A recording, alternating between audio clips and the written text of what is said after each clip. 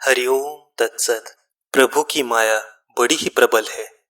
तीनों लोकों में कोई ऐसा प्राणी नहीं जिस पर मायापति की माया अपना प्रभाव, अपना जाल नहीं डाल सकती। हर कोई मोह माया के अधीन है। व्यक्ति जब से जन्म लेता है तब से ही मोह माया के अधीन होकर विषय सुखों में डूब जाता है।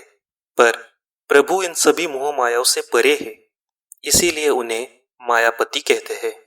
बड़े बड़े तपस्वी, ज्ञानी, मुनि, सिद्ध ऋषि, इतना ही नहीं, देवर्षि नारद मुनि जैसे देवी देवता भी सहज ही माया के वश में आ जाते हैं। धन, संपत्ति, वैभव, ज्ञान, ऐश्वर्य, चातुर्य, रिद्धि, सिद्धि, इन सभी सुखों के लिए मनुष्य प्रयास करता रहता है, जो गलत नहीं है। हर कोई सुखों की प्राप्ति के लिए प्रयास करता है, पर इन सभी सुखों की प्राप्ति करने में हम इतना खो जाते हैं कि जो सभी सुखों की खान है हम उसे ही भूल जाते हैं, जो है भक्ति। भक्ति सभी सुखों की खान है और हम इसे भूलकर मोह माया के चक्कर में ही पड़ा रहना पसंद करते हैं। लेकिन हम ये भूल जाते हैं कि बाकी सारे सुख काल के अधीन है। समय के साथ वो सभी सुख क्षय होते जाते हैं, पर भक्ति उसका कभी क्षय नहीं होता, बल्कि समय के साथ वो बढ़ती ही चली जाती है। मोह मायाओं से क्षणिक सुख प्राप्त होता है तो भक्ति से शाश्वत सुख की प्राप्ति होती है। किंतु व्यक्ति शाश्वत सुख को छोड़कर क्षणिक सुखों के पीछे भागता है, क्षणिक सुखों में ही डूबना पसंद करता है। हमें यह समझने की आवश्यकता है, यह सांसारिक मोह माया नाशवान है, जो सदा हमारे साथ नहीं रहेगी। मनुष्य जन्म लेता है और इन सब सुखों में डूब जाता है, लेकिन इस देह का कोई भी भरोसा नहीं है। हम अकेले ही आए हैं और अकेले ही जाएंगे। यह सत्य समझो कि कौन हमारे सुख दुख का साथी है। अंत काल में कोई भी हमारे साथ नहीं आता, केवल पाप और पुण्य कर्म ही हमारे साथ जाते हैं, वही हमारे साथी होते हैं, जिसके फल स्वरूप हमें स्वर्ग के सुख की प्राप्ति होती है और नरक की यातनाएं भुगतनी पड़ती है। इसीलिए शाश्वत सुखों की कामना करो, जो है भक्ति। श्री हरि हमारे जन्म से पहले भी, इस जन्म में भी और इस जन्म के बाद भी हमारे साथ है। वही हमारे सुख दुख का सच्चा साथी है। वो हमारा सच्चा साथी बनकर हमेशा हमारे साथ रहता है। तो अब ये निर्णय हमें करना है कि हमें मोह माया के पीछे भागना है या प्रभु के।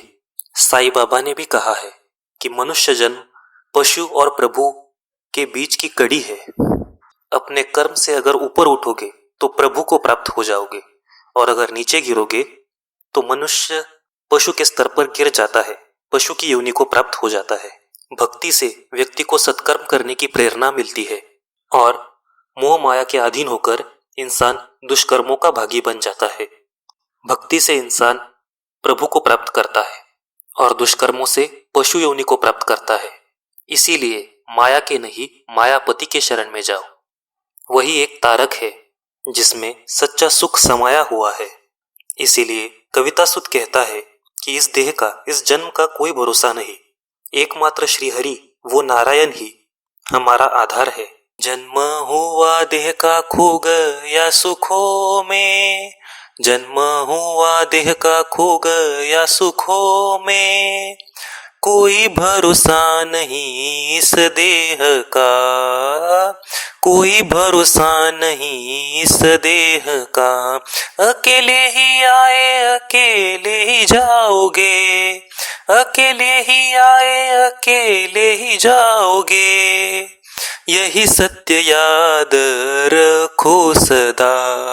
कौन है हमारे सुख दुख के साथी, कौन है हमारे सुख दुख के साथी, अंतकाल में साथ नहीं कोई, पाप पुण्य कर्म साथी होंगे तेरे, पाप पुण्य कर्म साथी होंगे तेरे, भोग भोगोगे स्वर्ग और नरक, जन्म से भी पहले इस जन्म में भी, जन्म से पहले इस जन्म में भी, मृत्यु के बाद भी हरि एक साथी, मनुष्य पशु प्रभु के बीच की कड़ी, मनुष्य प्रभु पशु के बीच की कड़ी, निष्काम से प्रभु पापों से पशु योनि, पड़ो मत मोह